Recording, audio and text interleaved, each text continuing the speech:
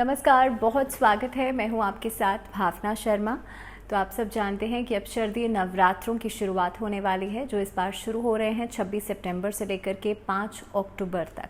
शारदीय नवरात्रे हर साल अश्विन मास में शुक्ल पक्ष की प्रतिपदा तिथि से शुरू हो जाते हैं और नवमी तिथि तक चलते हैं। इसके बाद दशमी तिथि वाले दिन दशहरे का पर्व मनाया जाता है। तो इस बार हम शारदीय नवरात्रों पर क्या खास रहेगा, लेकिन इस टॉपिक में हम बात करेंगे कि वास्तु के अनुसार आप नवरात्रों के दिनों में किन खास बातों का ध्यान रखें। जब आप कलश स्थापना करेंगे, जब आप माँ दुर्गा का विग्रह जो है वो उसकी स्थापना करेंगे, आप अखंड ज्योत कहाँ जलाएंगे, इसके अलावा अगर घर में कोई वास्तु दोष है तो क्या निवारण किया जा सकता है। तो इन 9 दिनों के अंदर किन खास बातों का आपको ध्यान रखना चाहिए वास्तु के अकॉर्डिंगली। जैसे कि आपसे वादा किया था कि हर बुधवार आपके लिए वास्तु से जुड़ा हुआ एक टॉपिक ज़रूर आएगा, तो इस टॉपिक में हम नवरात्रि के बारे में इस बार बात करने वाले हैं। नवरात्रि में वास्तु के अनुसार किस तरह से आपको पूजा की शुरुआत करनी चाहिए। तो देखिए, बहुत ज़रूरी है। सबसे पहली चीज़ तो जब भी आप डायरेक्शंस को समझते हैं, वास्तु का मतलब ये है कि डायरेक्शंस का ज्ञान, दिशाओं का ज्ञान, और दिशाओं का ज्ञान होना बहुत ज़्यादा ज़रूरी है। क्योंकि जब आप गलत डायरेक्शन में कोई ऐसी सामान या कोई ऐसी चीज़, या मान लीजिए पूजा का सामान या कोई भी ऐसी चीज़ कर देते हैं, तो उससे आपके जीवन में नेगेटिविटी आना शुरू हो जाती है। बिकॉज़ हर एक तत्व के लिए एक दिशा निर्धारित करी गई है। अब सबसे पहली चीज़ कि नवरात्रि के पहले दिन हम सब कलश स्थापना करते हैं, माँ दुर्गा का विग्रह जो है उसे स्थापित करते हैं।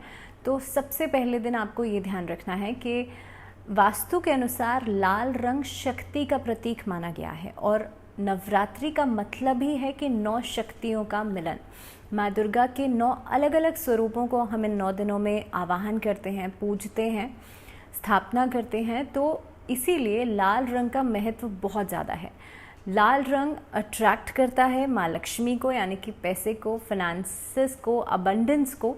इसीलिए इस नवरात्रि पर आप क्या करेंगे, अपने घर का नॉर्थ ईस्ट डायरेक्शन, देखिए उत्तर और पूर्व का जो कोना है, उत्तर पूर्व की दिशा जिसे कहा जाता है उसे कहते हैं ईशान कोण, और इस डायरेक्शन में ही हमेशा पूजा का स्थान या किसी भी देवी देवता का विग्रह है जो है वो आपको स्थापित करना चाहिए।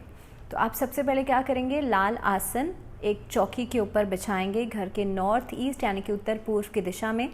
उसके बाद माँ दुर्गा का विग्रह आप वहाँ पर लगाएंगे।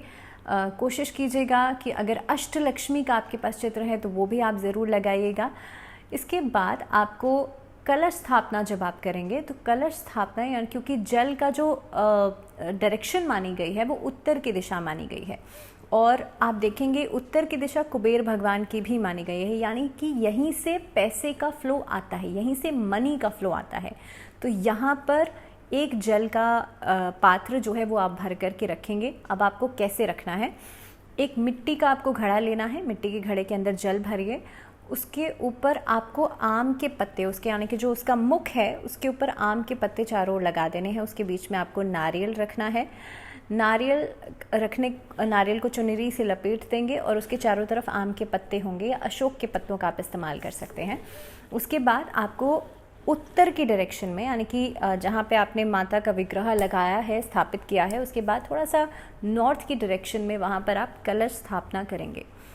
ध्यान रखिएगा, जब आप कलश स्थापना कर रहे हैं तो पानी के अंदर आप एक सुपारी डालेंगे।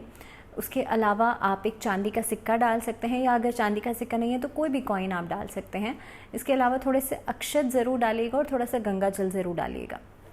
इसके बाद आप कोशिश कीजिएगा जब आप अखंड दीपक जलाएं, क्योंकि नव दुर्गा की जब पूजा होती है यानी कि नवरात्रि के अंदर, तो आप अखंड दीपक प्रज्वलित करते हैं 9 दिनों तक।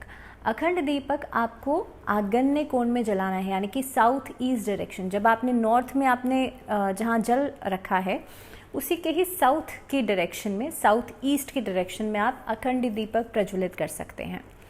इसके बाद अखंड दीपक को आपको प्रयास करना है कि वो 9 दिनों तक जलता रहे, क्योंकि इसीलिए उसे अखंड कह रहे हैं। और देखिए, इसी में एक छोटी सी चीज़ आपको बता देती हूँ, दीपक का मतलब क्या होता है। जब भी हम कहते हैं ना अखंड दीपक क्यों जलाया जाता है, वैसे ही बहुत लंबा टॉपिक है, लेकिन हाँ, इस चीज़ को बहुत ब्रीफ में मैं बताने की कोशिश करूँगी। अखंड दीपक का मतलब क्या होता है और नवरात्रि में क्या सिग्निफिकेंस है।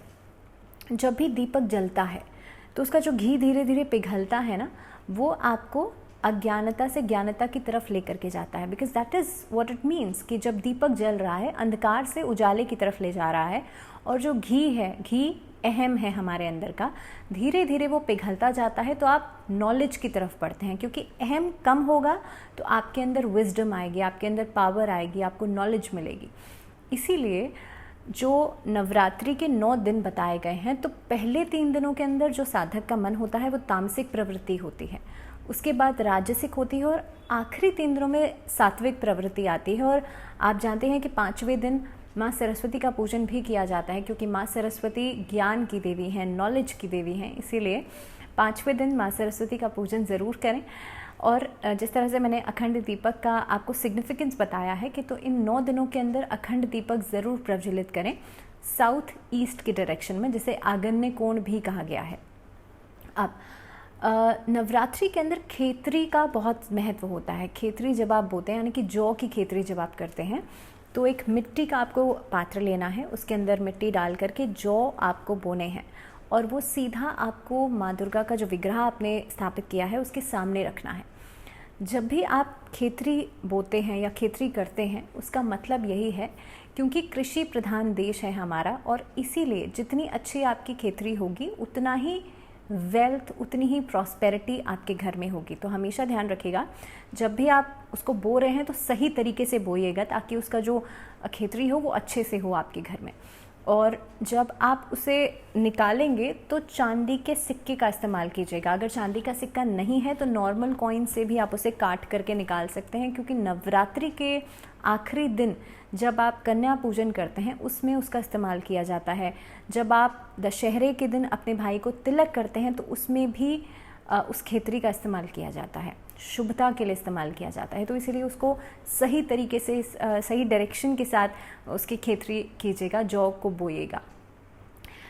इसके अलावा अलग अलग चीज़ों का बहुत महत्व होता है। एक कमेंट मेरे पास आया था, आई थिंक फेसबुक पे है वो, कि घर में जितनी भी ऐसी चीज़ें हैं, घर में जो अनयूज्ड चीज़ें हैं उसको आप कैसे निकालें। देखिए, एक छोटी सी चीज़ बता देती हूँ। नवरात्रि के समय से ही हम त्यौहार जो हैं वो ख़ास तौर पे शुरू हो जाते हैं, जिसमें कि दिवाली तक का जो समय होता है वो बहुत ख़ास हो जाता है। नवरात्रि से दिवाली तक अलग अलग त्यौहार जो हैं वो आते हैं, और यही समय होता है जो लोग घर का क्लटर जो है, घर में जो गंदगी है उसे बाहर निकालते हैं। तो बहुत ज़रूरी है, नवरात्रि से पहले ही आप कोशिश करें कि इस समय पर घर में जो अनयूज्ड चीज़ें हैं वो वास्तु दोष बनाती हैं। घर में ऐसी चीज़ें जिसको आप इस्तेमाल नहीं कर रहे हैं, बस वो सालों साल से पड़ी हुई हैं, ध्यान रखिएगा, वो नेगेटिविटी छोड़ने लगती हैं। घर में एंटीक आइटम्स हैं, उसे अगर आप डिस्कार्ड नहीं कर सकते या किसी को शौक है एंटीक आइटम्स रखने का, तो उसे नमक के पानी से साफ़ ज़रूर करें।